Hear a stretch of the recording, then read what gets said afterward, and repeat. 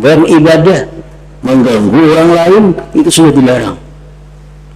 Apalagi hal-hal yang selain ibadah, kalau mengganggu orang lain tentu lebih dilarang lagi.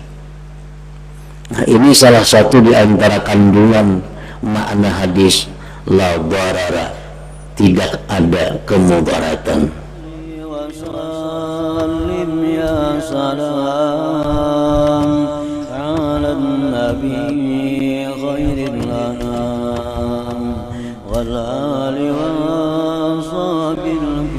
Bismillahirrahmanirrahim. Alhamdulillahilladzi amarana bil adli wal ihsan wa nahana 'anil zulmi wat tughyan. Asyhadu an la ilaha illallah wahdahu la syarika lah al-malikud dayyan wa asyhadu anna sayyidana Muhammadan 'abduhu wa rasuluhu sayyidu waladi adnan. Allahumma salli wa sallim wa barik ala sayyidina maulana Muhammad khairil insan wa ala alihi wa ashabihi wa dhurriyyatihi wa atba'ihi ila akhir zaman, amma ba'du. Yang kita cintai dan kita hormati para habaib, para alim ulama, para muhibbin, hadirin dan hadirat rahimakumullah. Puji dan syukur selalu kita haturkan kehadirat Allah Subhanahu wa ta'ala, yang mana dengan taufik dan hidayah serta izin dan inayah darinya jualah kita pada malam ini dapat kembali berkumpul bersama-sama di majelis zikir yang penuh berkah ini. Salawat dan salam kita haturkan selalu kepada junjungan kita Nabi besar Muhammad sallallahu alaihi wasallam, dan kepada seluruh keluarga, para sahabat, zuriat dan pengikut beliau sampai akhir masa nanti. Para muhibbin rahimakumullah, al-hadits tsani was salasun, hadis yang ke-32 dari 40 hadis. An Abi Sa'id Sa'd bin Malik bin Sinan Al-Khudri radhiyallahu anhu anna Rasulullah sallallahu alaihi wasallam qala la darara wa la dirar, haditsun hasan, rawahu Ibnu Majah wa Daraqutni wa ghairuhuma musnada, wa rawahu Malikun fil Muwatta mursala an Amr bin Yahya nabihi anin Nabi sallallahu alaihi wasallam mursala fa asqata Aba Sa'id wa lahu turuqun yuqawi ba'daha ba'da. Dari Abi Sa'id Al-Khudri radhiyallahu anhu bahwa Rasulullah sallallahu alaihi wasallam bersabda, la darara wa la dirar.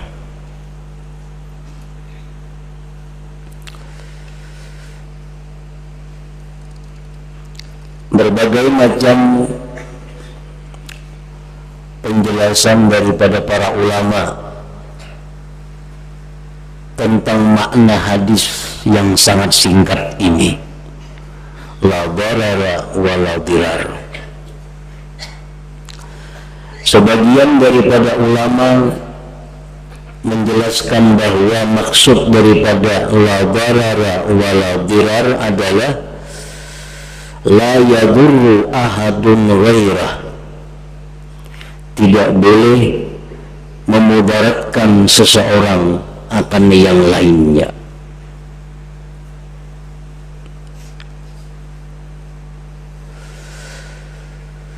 Wala yujazihi ala idrarihi bal ya'fu anhu wa yasfah fa innal afwa aqrabu ila taqwa wa illa fala yujazi man yadurruhu bi ziyadah.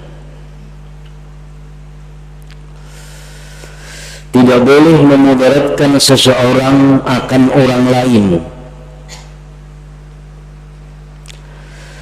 dan tidak membalas dia akan kemudaratan yang disampaikan kepadanya, bahkan dia memaafkan dan membiarkannya, maka bahwa kemaafan itu lebih mendekati kepada takwa. Dan jikalau tidak, maka dia tidak membalas akan orang yang memudaratkan dia dengan melebihinya. Nah, para muhibbin rahimakumullah, jadi ada dua arti secara singkat. Pertama, kita kada boleh memudaratkan orang lain. Yang kedua, kita hendaknya kada membalas kalau kita dimudaratkan orang. Hendaknya dimaafkan, dibiarkan, karena itu lebih dekat kepada ketakwaan kita. Jika kita kada sanggup memaafkan itu, maka hendaklah kita jangan membalas kepada orang yang memudaratkan itu dengan melebihi kemudaratannya. Itu makna singkat daripada hadis Rasulullah Sallallahu Alaihi Wasallam tadi. Memudaratkan orang berbagai macam bentuknya.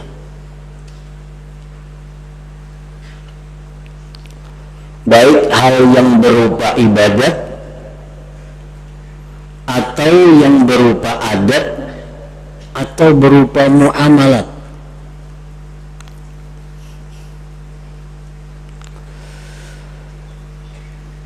Di zaman Rasulullah Sallallahu Alaihi Wasallam diceritakan ada seorang laki-laki. Laki-laki ini membawa 2 ekor unta di waktu menjelang malam hari. Bulik laki-laki ini daripada tempatnya bekerja membawa 2 ekor unta.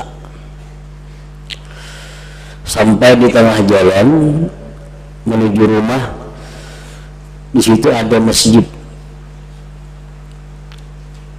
Laki-laki itu bertanya siapa imam di masjid itu. Orang kampung menjawab, imam di masjid ini adalah Muaz bin Jabal, sahabat Rasulullah Sallallahu Alaihi Wasallam.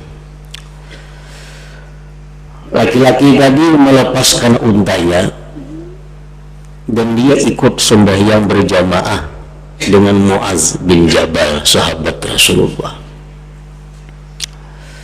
Ternyata Muaz bin Jabal ini sembahyang rakaat pertama sesudah Fatihah membaca surat Al-Baqarah. Surat Al-Baqarah itu kurang lebih 2 juz setengahan tuh. Rakaat yang kedua, Muaz bin Jabal habis Fatihah membaca surat An-Nisa. Pukul 12 nih tonton sampai Isya nih. Laki-laki yang tadi yang membawa unta tadi mufarakah harus sanggup, mana unta di luar, rumah belum sampai lagi, mufarakah. Nah, selesai sembahyang dilaporkan orang kepada Muaz, wahai Muaz, tadi ada orang laki-laki sembahyang di sini, ini mufarakah. Ada tahan. Jadi Muaz, itu yang mufarakah adalah orang munafik. Mendengar itu laki-laki ini marah, dikatakan munafik. Dia melapor kepada Rasulullah Sallallahu Alaihi Wasallam. Muaz pun dipanggil oleh Nabi. Apa yang disampaikan Nabi kepada Muaz? Al-fattanun anta ya Muaz, wa fattanun anta. 3 kali Rasulullah mengulang-ulang itu. Engkau ini hai Muaz membuat orang lari daripada Islam. Engkau hai Muaz membuat orang lari daripada agama Allah.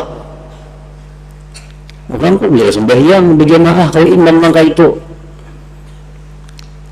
falau sallaita bisabbih isma rabbikal a'la wasyamsi wa duhaha wal laili idza yaghsha. Jakanya ikan sembahyang tuh baca sabbih isma rabbikal a'la suratnya, atau wasyamsi wa duhaha, atau wal laili idza yaghsha. Fa inna man yusalli wara'ak al-kabir wa dhaif wa dhul hajah. Karena kata Rasulullah, orang yang sembahyang mengikut kamu itu, hai Muaz, ada orang tua, ada orang yang lemah, ada orang yang banyak keperluan. Nah, para muhibbin rahimakumullah, apa yang dilakukan oleh Sayyidina Muaz ini adalah merupakan bentuk memudaratkan kepada orang lain. Nah, walaupun itu berupa ibadah, walaupun itu berupa sembahyang, tetapi karena memudaratkan orang lain, maka Rasulullah pun menegur Muaz dengan teguran yang sangat keras. Afattanun anta ya Muaz wa fattanun anta.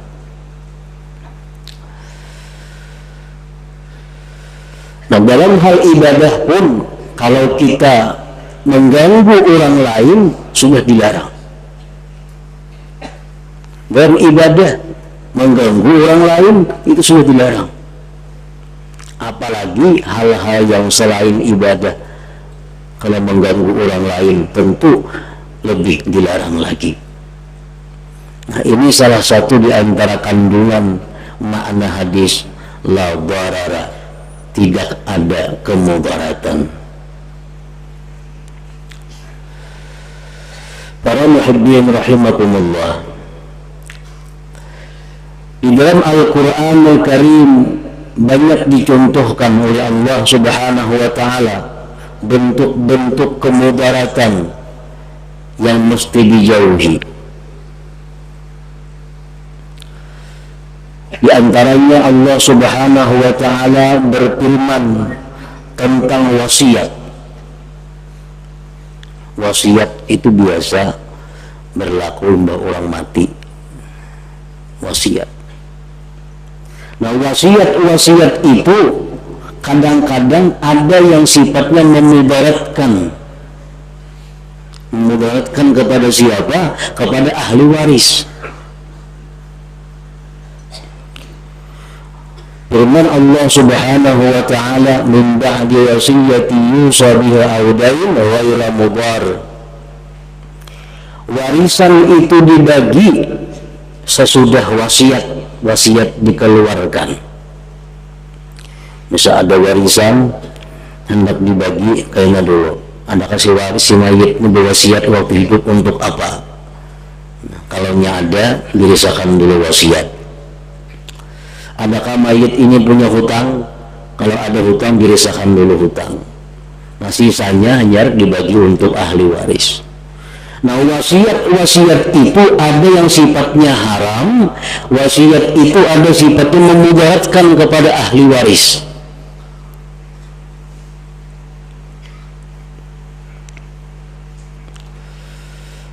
Misalnya kita kada hendak si pulan itu mewarisi pun kita secara full. Kenapa?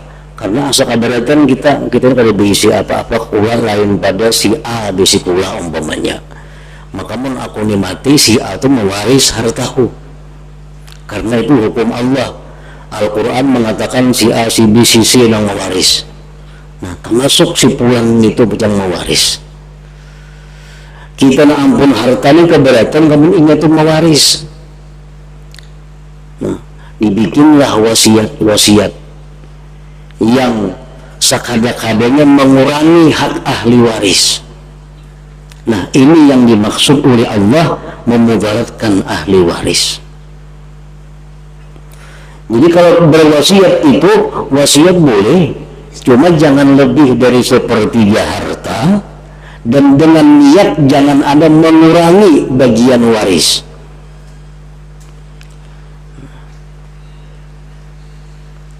Jadi berwasiat boleh sepertiga harta, tapi jangan sampai niat di hati itu mengurangi untuk mengurangi bagian ahli waris. Namun kada kuwasiatakan kayaknya dapat inya kenyamanan baik kuwasiatakannya sepertiga segan si A umpamanya. Nah ini yang dimaksud Allah kada boleh, karena warisan itu sudah diatur oleh Allah. Abah dapat sekian, mama sekian, dan sanak sekian, laki bini sekian, sudah diatur oleh Allah, dan kita mesti riba setuju dengan apa yang diatur oleh Allah Subhanahu wa Ta'ala itu.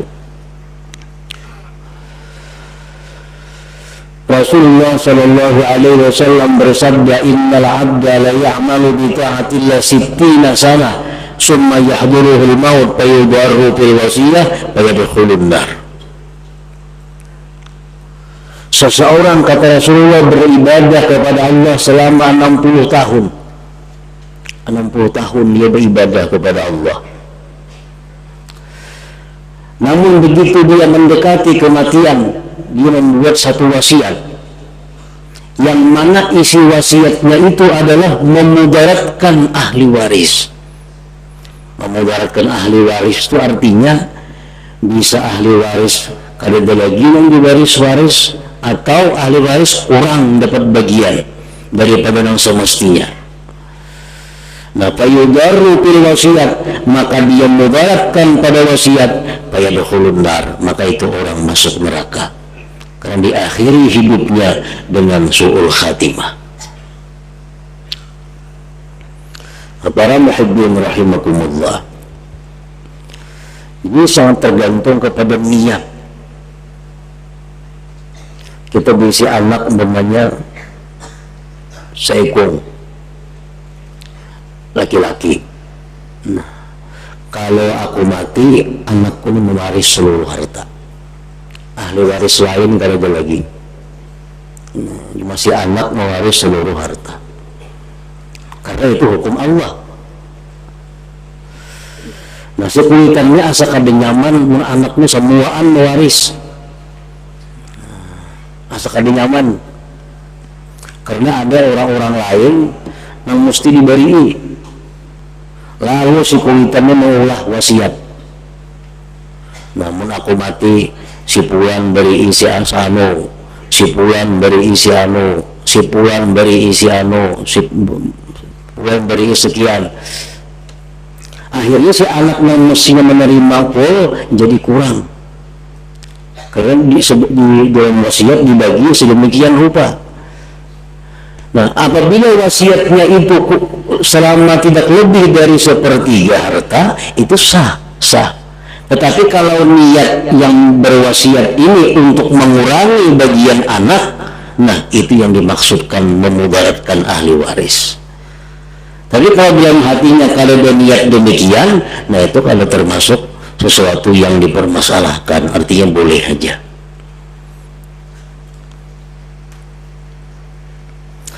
Nah, kemudian Al-Quran mencontohkan lagi tentang kemudaratan ini, yang mana kita diperintahkan untuk menghindarinya,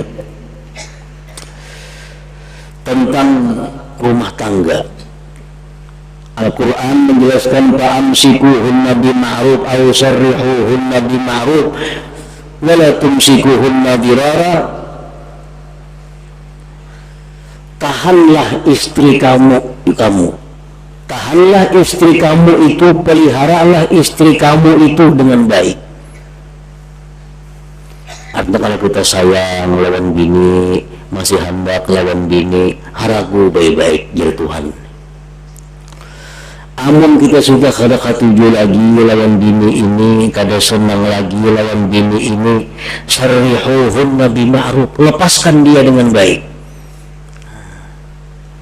Wala tumsikuhunna dirara, dan janganlah kalian menahan istri itu untuk memudaratkan dia, digantung. Dicerai kada dicerai kada, diungkusi kada, dikumpuli kada. Nah ini ngarannya apa? Memudaratkan istri. Ini termasuk dalam kandungan hadis yang kita baca dalam bab ini adalah la darara, tidak ada kemudaratan itu. Jadi kalau kita senang ini jadi bini kita, waduh pelihara baik-baik. Kita asalkan ketujuh lagi, lapaslah dengan baik-baik agar jangan sampai ada kemudaratan kita kepada pasangan kita. Para muhibbin rahimakumullah, dari hadis inilah timbul kenapa talak itu ada dua macam. Ada talak bid'ah, ada talak sunnah. Talak bid'ah adalah talak yang diharamkan. Artinya kita menceraikan bini, hukumnya haram tetapi sah, jatuh talaknya. Satu, sewaktu bini sedang haid. Nah, bini sedang haid itu dijatuhkan talak, hukumnya adalah haram. Kenapa? Karena memudaratkan, memperlambat masa iddahnya.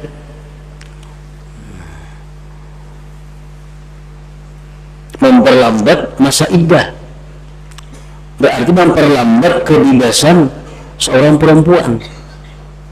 Itu masuk bagian daripada memudaratkan. Yang kedua, menceraikan pasangan, menceraikan istri yang suci tapi masih dikumpuli, itu pun diharamkan. Karena kalau istri ini menjadi hamil, maka dia akan lama masa iddahnya. Itu pun maknanya bentuk kemudaratan kepada perempuan. Termasuk juga di dalam kandungan hadis Nabi yang pendek ini, la barara, tidak ada kemudaratan. Para muhibbin rahimakumullah. Kemudian yang kedua, wala dirar. Kita jangan memudaratkan orang dalam segala bentuk apapun, baik beribadat jangan sampai mengganggu orang, bekerja jangan sampai mengganggu orang, berusaha jangan sampai mengganggu orang. Nah, ini adalah hukum yang diberikan Allah kepada kita melalui Rasulullah Sallallahu Alaihi Wasallam. Andai kata kita dimudaratkan orang, nah kalau kita diganggu orang, baik harta kita, baik diri kita, baik pribadi kita disambati orang umpamanya, fala yujazihi ala idrarihi, maka kada perlulah membalasnya, kada perlu dibalas. Bal ya'fu anhu wa yasfah, bahkan hendaknya dia memaafkan dan membiarkan. Fa innal afwa aqrabu littaqwa, karena itu memaafkan lebih mendekati kepada ketakwaan kita. Wa illa, dan jika tidak, harus kubalas juga. Oh, ditahan memaafkan. Nah, amun hendak membalas juga, maka jangan sampai balasan itu melebihi daripada kemudaratan yang kita terima. Nah, oleh karena itu para muhibbin rahimakumullah, bersangkutan dengan hukum-hukum biasanya yang membalas itu kada boleh kita seorang, mesti ada pihak ketiga atau pemerintah. Karena kalau kita seorang bisa lebihan karena membalasnya.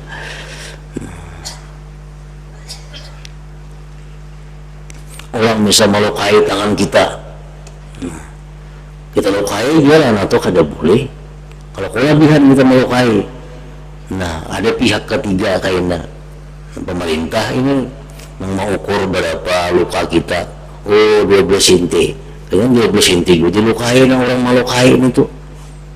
Kalau kita kada hendak memaafkan, kita balas, tapi jangan sampai melebihi daripada apa yang kita terima.